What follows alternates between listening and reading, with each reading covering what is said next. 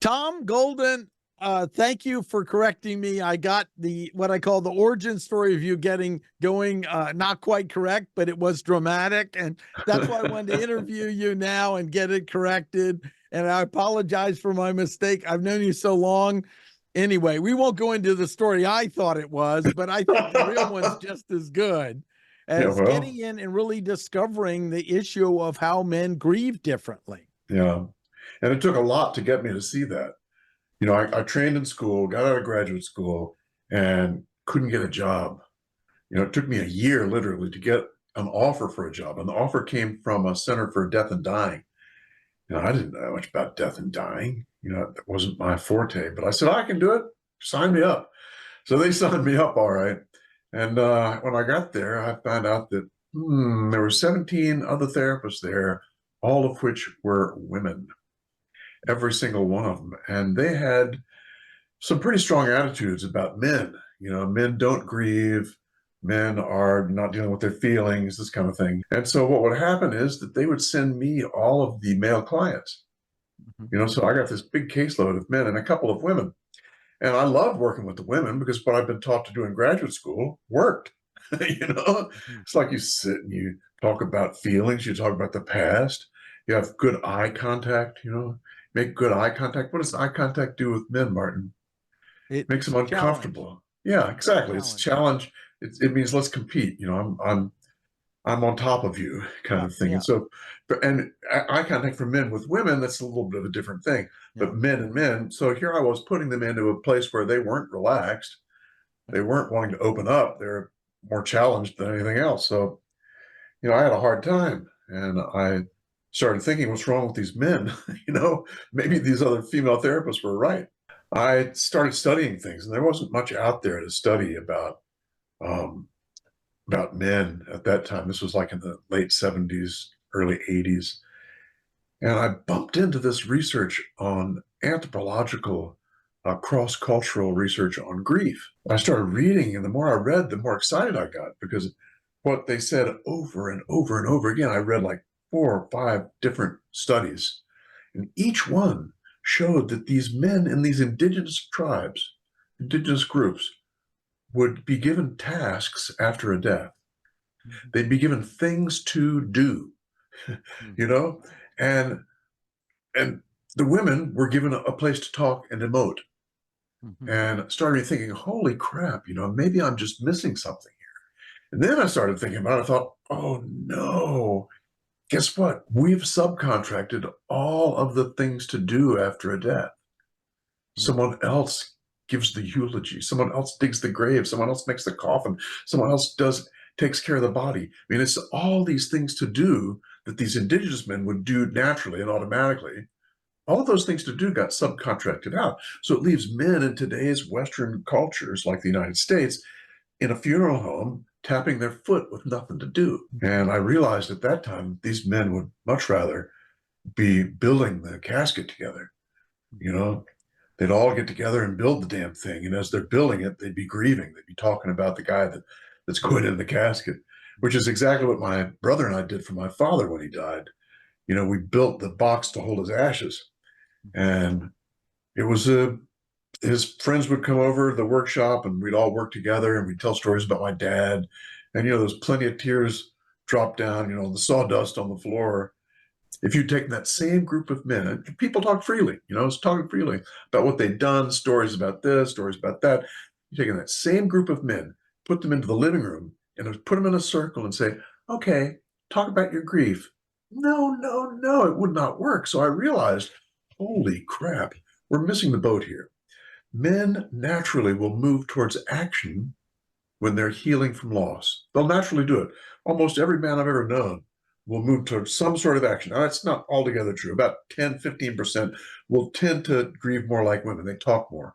But most men will move towards an action of some sort. And if you don't know that, if you don't have any idea that this is the case, you'll think that he's avoiding things. Oh, he's just avoiding his grief, Because really he's moving into it. Like this guy I worked with, his son died, in a car accident. And so the guy went around writing a little booklet about his son. and he interviewed his son's girlfriends, ex-girlfriends, ministers, everything. He interviewed all these people about his son, and he'd write a little chapter for each interview. Now, can you see how his action of writing this book was very similar to someone else going to a group and talking about their loss, Mm-hmm. It's just he did it through action. Why? Because that's where he felt safe. Men feel safe around action. Women tend to feel safe around talking. Tell me how to get back to the original story that started this. You studied things weren't going as smooth as you thought with the men. Right, And luckily you didn't just buy into the stereotype, men are wrong. right, and you studied the I guess tribes and how they were handling right, grief. And right. then talk about how you took that idea into the counseling and the transition, because this was a game changer It for was you. simple. It was just simple to do. Instead of talking about the feelings, you talk about the action. Oh. This guy came into me one time. I didn't see him for a while. His wife died before, and he came in one time and he said, "How about those Redskins?" And I was a Redskins fan at the time. I said, "Yeah, how about those Redskins?" We talked for a couple minutes about the Redskins. Then after a while, I said, "How about your wife? Did she like the Skins?" "Oh yeah, she loved them." And there we go. That took us into this place of talking about what was happening with him, the grief for his wife. We talked about the action of moving into what his wife and he did together, what they did together. That was easy for him to talk about, easy peasy. And that's what you want. You want to try and find out, where's the guy using action? How can I get him to talk about that? Because once men talk about the action, they're in. Mhm. They're in, and the emotions are just going to flow. They flow out like crazy. Mhm. And you So think what about, happened when you brought this back to the men? Because it wasn't going as well, and now you started in that. well, I'm trying to get that origin it experience, was because it was a you had, slow process, yeah, I mean, because a you really slow didn't have the years of process. experience you now have. Yeah, and it took me, 10, 15 years to sort of see this stuff and then implement it. So it's not like I overnight went, "Oh, good, we'll just talk about action." No, it took a long time to kind of get to the point where I understood what was going on. Then, of course, I started reading about testosterone and what it does to men and their emotions, Hmm. and how it tends to keep men from articulating their emotions. Hmm. Where this is so frustrating for men. In couples therapy, I'll ask the woman, "What are you feeling?" She'll talk for 2 or 3 minutes about, all she's feeling. And then I'll ask the guy, "What are you feeling?" And he'll go, and I always thought, what's wrong with this guy? Why can't he just say, well, what's going on is literally testosterone is masking his feelings. Right. He cannot articulate them when he's in the midst of feeling them, you know? It doesn't mean he's not feeling him. That's the big thing. Exactly. That's the Exactly. big lie that's being promoted. It's He's not got that the there's no emotion. feeling. It's just the He language can't is not there. articulate it. Yeah. And Yeah. why can't he articulate it? What do you think? I assume that the body was built with testosterone for Yeah, solving problems and killing wildebeests, and probably emoting at that time was not a good combination. exactly. Exactly. When a cop goes on an accident, a horrible accident, do you want him to start crying about what's happening there? Right. No. You want him to get the fucking job done. Yeah. Get it done. And then emote afterwards. And that's why the testosterone goes up. It shuts down the emotions to a degree where you can't articulate. In fact, you don't even think about it. You're just going to do the job, get the job done, get her done. Very masculine kind of way to do things. And that's what's built our culture. It's what's built Western civilization, is that kind of attitude and men and testosterone being able to get the job done. Yeah. You started working with these men and started building this up. And I just want to acknowledge, Tom, you could have very easily bought into your education, because I now have known about 4 or 5 men who've gone through formal training as therapists. I mean, in the last 15 years, and they weren't trained on any of the stuff. That's why Right. that you Right. talk about. And Yes. when they brought it up in their education, and they actually said they got pushback enough. They went, well, I'm just going to do it in practice and not tell them, because I got to pass the test and get through the school. Right. right. Yeah. Well, I was actually helped by the mythopoetic movement, which was about the mid 80s to late 80s. So as I'm struggling with all this stuff, along comes Robert Bly, Right. talking about men and their difference. And his book, Iron John, was really helpful to me at the time, to see things from a different perspective. That gave me a different kind of lens to look at things through. Whereas before that, the culture was completely blind to men. And then along comes Warren Farrell in the 90s, Hmm. with this book, The Myth of Male Power, Hmm. which gave me another lens to look Hmm. through. So, I was helped along the way by these different things. And of course, the stories, the fairy stories and the indigenous writings, fascinating stuff. It's just fascinating. It helps to understand that men are different. We're freaking different. And that's okay. It's really That's a big okay. thing, and it's okay. It's Yeah. not Yeah. it's not wrong. We have to have, Yeah. if we don't have room for everyone, we really have a zero net game, which is what we have in most of society. As long as you're in this Exactly. group, you're okay, but you better not be in that group. But we're Yes. for including everyone. But that group, well, that's not including everyone. You have And an you better act like women. Yeah, right. If you don't act like women, people are going to suspect something's wrong with Yeah, you. but it's also it's reverse where women are having a hard time. They're supposed to act like men. So it's even worse. But still Exactly. on this topic, I just want to acknowledge that this was the evolution that got you to write Swallowed by the Snake, because that Right. was Right. really you feeling confident enough in the distinctions you had feathered out through your work, and then wrote that first book, Yeah. which to me 92, was I the guess, cornerstone 93. one. Yeah. Yeah. And Elizabeth Kubler-Ross was very kind to give me a good blurb for that book, too. So that really helped out a lot, too. Yeah. But she was very supportive of this. She was very supportive of the whole idea that men and women have very different paths in the way they tend with loss. Bless her heart. I wish she was still around. Yeah. Hi, yeah, yeah. And Yeah. but I think that's such important, because of learning about, first of all, the tipping point for me was Iron John, but then Right. I Right. was, my experience was something wasn't working in my career and my marriage. This was my practice marriage, long time ago. And and I I'm not a fast reader, so I got the book on tape because I learned something Right. about this. I don't know where Right. it came from, but I'm playing this thing about fairy tales, and I'm driving around.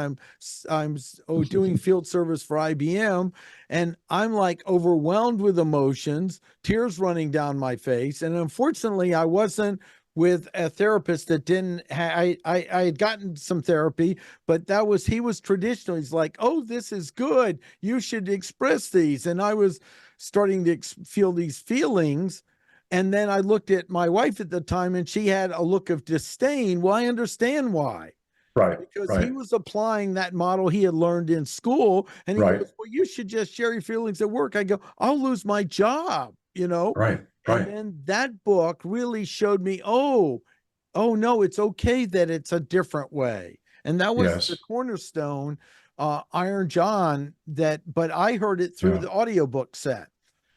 And I just remember, Yes. like, the scene, to give one of the scenes of kind of the male grief in dealing with the problem that grabbed me was what happened is there was a big beast in the swamp that was killing people in the forest. The king said, "Hey, if anyone comes along and can get rid of this, there's a big reward." And some guy finally comes along and says, "I'll handle it." And he goes to the edge of the swamp or pond with his dog and everything else. And the beast comes out and grabs his dog and pulls it in. And his response is, "I must be at the right place." And that to me was really kind of the warrior, I need to Yes. handle a problem here. I can grieve my dog later, but it just showed a distinction, a permission to be okay, that you didn't always come up with the emotions.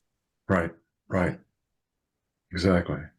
And then to add to this, along with it, of course, when my own father died, thanks to your knowledge, I immediately said, I don't want them to just pack up my father and ship him to Pennsylvania. Is our holding room. I'm driving as fast as I can. and I asked to see the body before they, and can we Yes. do this? Yeah. Good. And because I knew I can't dig the grave, but I really knew I need an action for this. Yes. And so then what occurred is that occurred, and then that was really important. I spent time in the room with my father's body, and I said, Yes. and I didn't know what to do with it all, but I knew, let's be here. And I'll Yep. tell you, many years later, that was so powerful. Then, Yes. even when I talked to the funeral home, I said, I want you to sit down. I'd already built rapport with him. I'd helped him make more money. So he was there to help me. He didn't kill anyone. My coaching's that good. Okay. But I told him, tell me everything you did to my father's body and what's the process. Hmm. Hmm. And I had him explain it. And I thought as though I had done it. Does that make Hmm. sense? Sure. And it was another powerful thing because there's a lot of chemical things they do. And he says, you really want to know? I said, I really want to know, Hmm. and Hmm. I let myself do it. Now, not everyone might have the stomach to do that, but I'm kind of there's a scientist part of me. And Yes. that was a valuable point. And then I'm so blessed that I said, I want to have as traditional funeral as possible. Can we have pallbearers where we have, some of the guys help carry the casket? And he goes, we can do it either way. We do it for you, show up and that. So we had both my father and mother. We carried it to the car and then carried it from the car there, especially my mother when she later Hmm. passed. Hmm. And you could see I get choked up, the pride in the friends that helped carry that casket, It was an action. in action. And Yep. then I found out that he had been in the military, but I couldn't get the data. But he had also been in the, I forget what it was, some other follow on. It's not honor guard, but it's something that follows on um, as well. And I talked to the funeral director. He says, you've helped me so much in marketing. I have a favor I can call in and I'll do it, but it's hard to do. And so then that got the older men. American Legion. That's it. American Legion. They Hmm. came and did a multi-gun salute and the Huh. flag. Okay. And all those were so it was so valuable, but all came from the knowledge I learned from you of we've cut this out. You see, I Yes. feel Yes. more complete. So now I have a relationship. I still miss my father, but it's more like a relationship that's different now that he's no longer here, instead Hmm. of just a all mixed in like something's completely unresolved. Hmm. And Good. I really believe that's part of what we've denied our culture and many men, and why this is so Yes. important. Yes. I'm with you. Well, good. Well, how can they find out more about you? And I wanted to get the origin story correct, so it's over 10 years. Not never mind. I'm not gonna. Yeah, if they want to find me, they can. Twitter's at TR Golden, or you Yeah, can go to or X. You can go to menaregood.substack.com is another one, and and then let of me course know. your book that a shorter book you now have. Talk about it. Yeah, The Way Men Heal is a short book for men who are in crisis, who are needing to learn about loss, and Yes, and it's then like 50 or 60 pages. It's a it's tiny little book, outstanding. And and then, it'll of give you the course, the whole one picture. every mother with a son should buy and read this. Trust me, because Yeah, it's really tough, because I think there might be so much concern of failure or shame that it's hard to have access. But yeah. I just can't say enough about this book Well, for thank you, any Martin. mother, including adult sons, either to validate what they've done or realize why they struggled and didn't have as much tools dealing with their son, Yes. especially single mothers raising sons, but all of the cases. Yeah, mothers are in a tough spot, because the media doesn't really talk about men's stuff. They don't talk about boys and their difference. They don't talk about men and their difference. And so moms are left feeling that everyone should be like them. I mean, Yeah. for good reason, because that's the only thing that's out there. That even the psychology people, they Yeah. just think everything's about women. Yeah. And they're missing half the boat, man. Well, I just say, you know, when we don't support men and boys, then we hurt women and girls more than Yes. anything else we do. Oren Farrell has a great saying. He says, you know, if you only support women and girls, it's like rowing a rowboat with just one paddle on one Yep. side. You just go in circles. You And know, that's what we see. you need both sides paddling. You know, yeah, yeah. Well, thanks, Tom. You're welcome, Martin. It's good to talk to you. Yeah.